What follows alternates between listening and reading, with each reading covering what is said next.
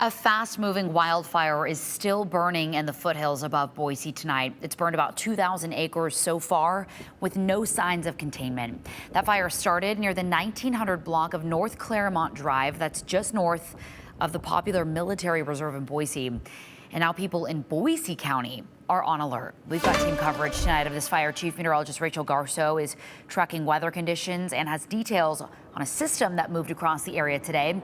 We're going to get to her in just a minute, but first we start with Cooper Morgan, who has been covering this wildfire all throughout the day. Coop, how are things looking right now? Well, Morgan, the biggest thing that we're hearing right here is really that fire that's all the way out there. You can kind of see it'll be a little grainy just because of how dark it is. We're approaching about 10 p.m. here, and you can just see those fires blazing like little lights on the hill over there. And, we were closer earlier today, but it was just a big situation. And so far, the thing that's really hitting me right now is the smoke. Boise Fire says they have not found a cause yet. A plume of smoke stretched across the Boise Foothills on Monday, flames racing through dry grass above Mountain Cove and the military reserve as engines, brush trucks, and aircraft hit the fire from the air and the ground. They located and identified the fire and extent and did a direct attack. Started calling additional resources to try to mitigate it. Unfortunately, the fire just was able to continue to grow. Boise Fire says the blaze started with reports at 1:30 p.m. of it burning in steep terrain and in parts of the military reserve where unexploded ordnance from old training ranges limits how close crews could get. We really were trying to put our resources in a position that would best try to attack. Police and deputies shut down trail access to keep hikers and bikers out of danger. As the fire grew, crews shifted their focus to protecting property near Mountain Cove, where structures were initially threatened.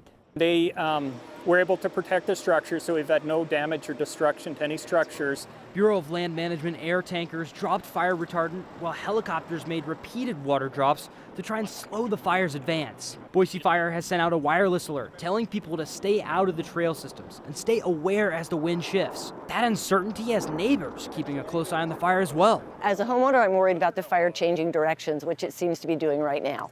Started off with the wind heading southeast, and now it's kind of turned around, and behind me you can see it's coming back around. I just hope they can keep that contained. Suzanne Squires has seen fires in the highlands near Table Rock before and just hopes this isn't another man-made situation. Oh, extremely disappointed. I mean, what an idiot. Come on. Officials say they still don't know how the fire started, but Boise Fire says conditions in the foothills are ripe for more wildfires and are urging people to recreate wisely, follow closures, and be ready to leave quickly if the wind pushes flames towards neighborhoods. Now, again, the cause of the fire has not yet been determined. We haven't gotten containment numbers quite yet, but you can kind of see it is still very much active. Now, we did see Boise County Sheriff's Office actually post on Facebook that they suggest people get ready to evacuate just in case that fire does cross people's path. The BLM closed its land, roads, and trails around the Claremont fire starting at 8, and the closure is expected to remain in place through Saturday night to protect firefighters and the public. But just, a full day of really containing this fire, and just thanks to all the firefighters that have really, and also Bureau of Land Management wildland firefighters that have really done a great job of handling both the public and the fire so far, Morgan. Yeah, Cooper, I'm glad you said that. We talked to a homeowner earlier who didn't want to go on camera, but said that they were just so grateful for the immediate response, all the resources that were deployed out there, because as we know, structures no longer threatened at this hour, but there were a lot of homes in that general area. So Cooper, appreciate all your coverage out there today, and we appreciate all the work from those crews.